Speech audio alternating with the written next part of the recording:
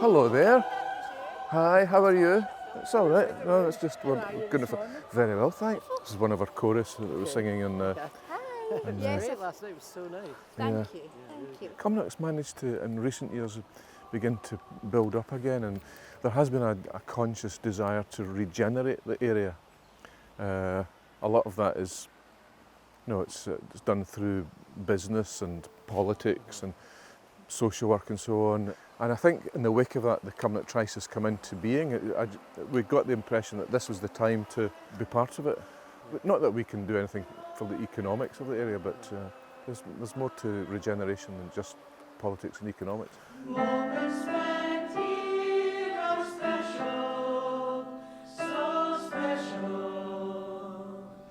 Cumnock was a very musical place when I was growing up. That's why I became a musician through interaction with teachers, pupils, friends who all wanted to sing, play in bands and so on.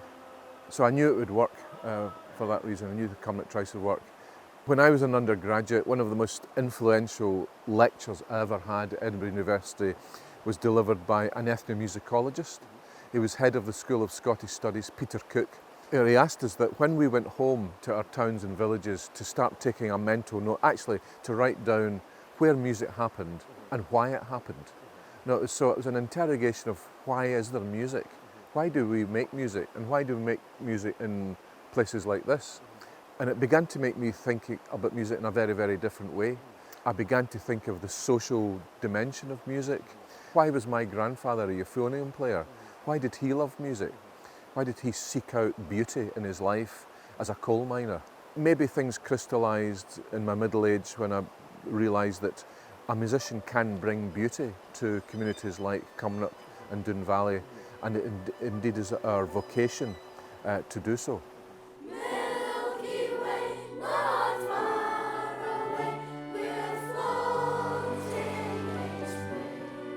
The Tryst at the beginning, when it came, you sort of looked at it as something that, I shouldn't go to that. It's highfalutin, it's posh music, it's something that, and I did study music and I still felt that sort of way, should I go?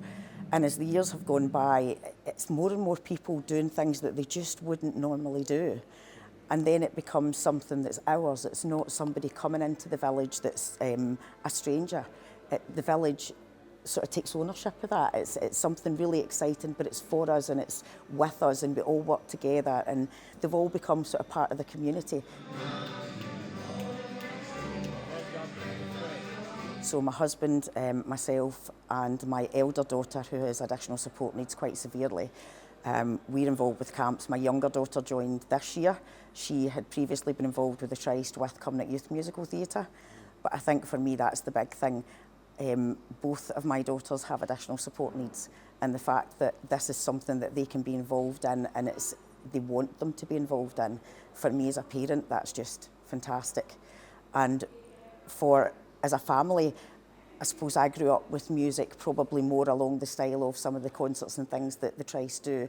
My husband grew up with music of a different type, and now the two of us are sort of merging together somewhere in the middle with appreciation for both styles. And to have that opportunity, that doesn't come along for everyday people to get that chance. So it's lovely. No, honestly, it wasn't posed. There was one night I arrived late at the DA. It wasn't festival time, but it was, I got in very late, into my room, went to sleep. Next morning I woke up, opened my windows and looked straight into what was my mum's old kitchen. That was my brother's bedroom on top, and my bedroom was immediately down below. But I've still got relatives here. In fact, I just saw my sister's mother-in-law walking down the street.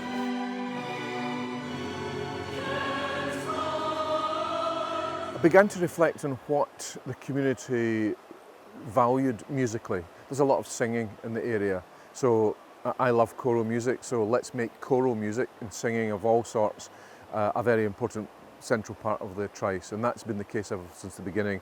The brass band tradition has been central to music making here. As I've said many times, my grandfather was a euphonium player in colliery bands in the 20th century. He got me my first cornet, took me to my first band practices. So brass music has been featured over the years strongly, but it has to be absolutely deeply embedded in the community. What would the community support? What would they be interested in? And that's been a long-term aspiration and activity, building up the connections between us, what we do in the Tryst, and the different schools, organisations, some of them musical organisations like camps and strings and things, some not musical organisations, just simply groups that meet in the area like the Things Today group, and then ask the question, what can we do with them? How do you feel? How I feel happy. I'm so happy to be a part of the Things Today group. I facilitate the Things Today social hub and have done now for 11 years.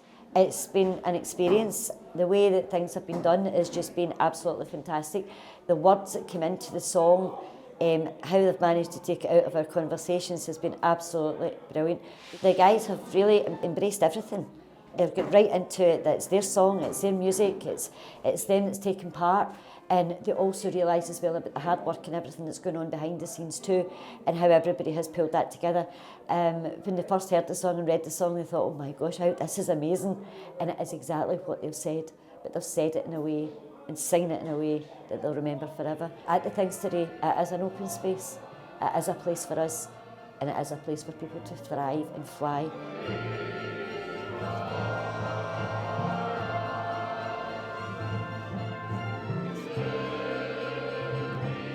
I think everyone has it in them to be creative in some way, and if they don't know that already, there are people here to help. I think it's important that people get the opportunity to imagine things for themselves. It might not always be music, it might be words or image, and to be honest, to begin with, our Coalfields project did involve around extra musical things like text, encouraging our participants to write poetry about this place, the history, their role in this place, their feelings about this place. I'm really proud and was rather shocked. We were involved in a workshop with James McMillan and also with Stephen Deasley, and we were looking at the local area. We were all asked to bring photographs in. We all talked about the photographs, what they meant to us. I just kept thinking about all the things that everyone was saying, and basically I nicked all their ideas and put it into a short poem. And it was amazing to turn up at the next rehearsal to have James McMillan, world-renowned composer, standing there with two pieces, one of which, there was my name as the librettist. So I'm still kind of pinching myself about all of that.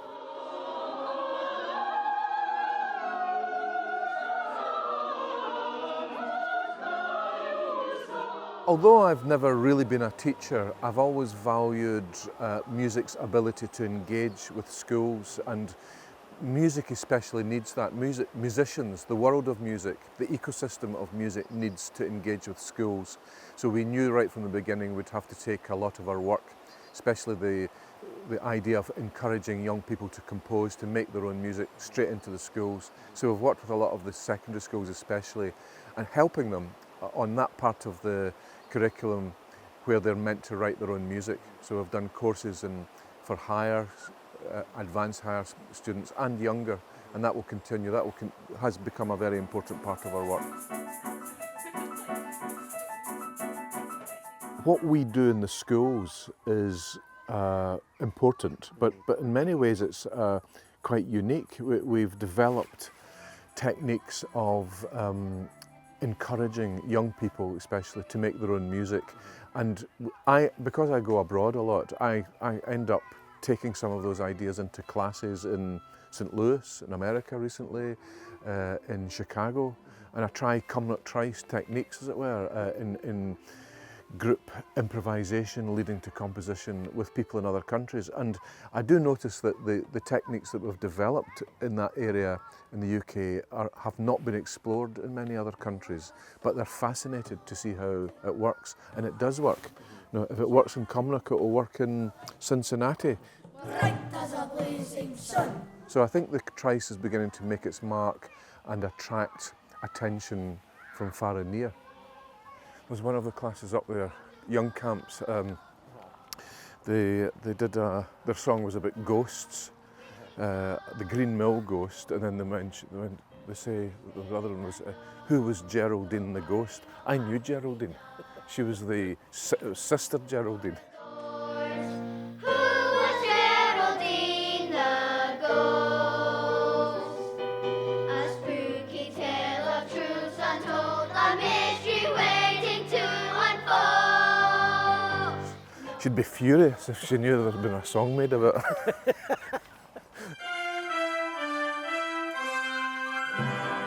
Because I'm a living composer, or at least I was the last time I checked, I am committed to the work of my contemporaries, my colleagues. So I've always conducted music of my colleagues all over the world, and I find that very, very exciting. And now that I'm of a certain age, I'm also excited by encouraging the next generation. I get a great thrill in seeing the likes of Jay Caparel, Gillian Walker, Electra Perivolaris and so on coming forth, still in their 20s, and that gives me a great thrill, because I know how happy it makes them, and in turn the way they excite their audiences by making music for their community, for the world. It's amazing, yeah. It's just like such an amazing opportunity to hear your music played live and have the opportunity to get stuff played as a composer, and also just for it to be played so nearby where I grew up and lived in. That's really special to me. So I first started getting involved when I was in my first year of RCS. So I went to the Royal Conservatoire of Scotland, and I was involved in their very first education project in Doon Academy, and that's where I kind of shadowed Jennifer Martin and James McMillan and taught them composition. And now I'm teaching a class, which is great. Well, I think it leads a lot of creative workshops, creativity within the community. It's a really good way to engage with community members. It also is really malleable, so you can go into like right to the bottom, primary schools, all the way up to senior-led groups or anything in between. I think it's a really good way to just encourage creativity within community groups that might not necessarily come across composition. And they might not think it's for them, but everyone ends up loving it. Oh no, not them again. One of the things that has always intrigued me about other festivals was, say for example at the St Magnus Festival, was the appearance of great music in unexpected places. Not in the great concert halls of Vienna and Berlin or even Glasgow and Edinburgh, but in little town halls. Stromness Town Hall. If they can do it in Stromness, why can't they do it in New Cumnock? That fills me with an excitement.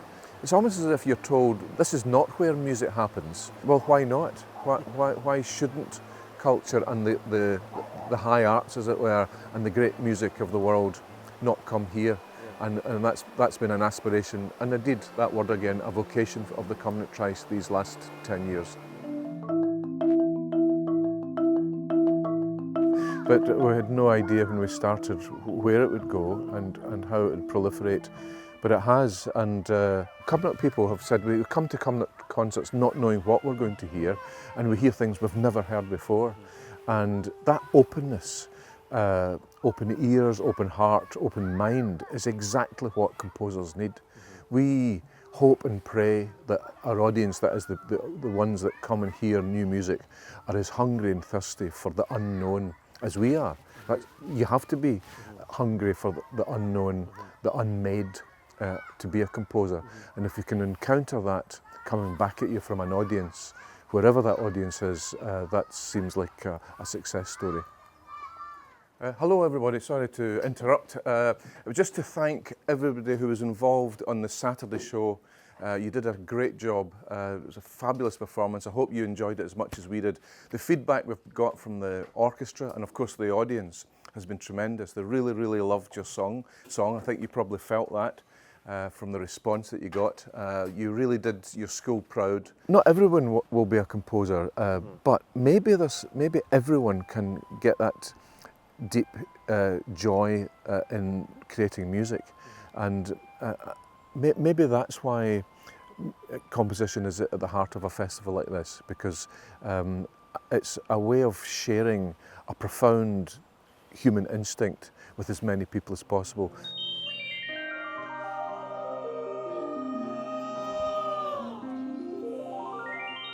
It has to be said that classical music sometimes has an image problem in that it's regarded as elitist, that there's a class dimension. You need a certain class background, and all these things is what many of us have been fighting against all our lives in music, because we know that is dangerous. It can actually close down the whole process of communication and proliferation. And you know, I'm from this area. My parents were, my dad was a joiner, he was a carpenter, my grandfather was a coal miner. There was no money in our family background, but yet I was determined I was going to follow a life in music. And I'd like to think there would be other kids maybe now who will be equally inspired, maybe from similarly modest backgrounds, but I feel nowadays when the arts and the classical music world is now genuinely worrying about diversity and inclusion and equality, that in a sense what Cumnock is trying to do here, what Cumnock is achieving, what Cumnock Tryst is achieving, is an example to many. And I'm not boasting about that, but we know what diversity, inclusion and equality actually mean in Cumnock.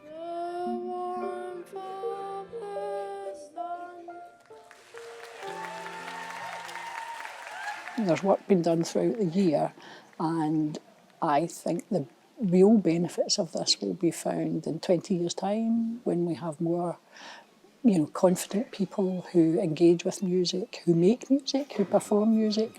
But really, it's that confidence building thing, whether you go on to, work in a professional sphere or not. History gets written in a very particular way, and actually the history of this place, Cumnock, has been written into the history books about the collapse of mining, but actually that's not the history. The history is the people who are here now, and we're just sort of turning those tables upside down, inverting that paradigm and saying, no, listen to the stories of people here now, listen to how they feel about the time that's passed, but also importantly, how they feel about the future. I think the one big thing, that you really need to say about the Tryst is just a heartfelt thank you. A heartfelt thank you for seeing the community, seeing the potential, and for providing us with those opportunities. It has changed Cumnock for the better, and that's something we'll forever be grateful for.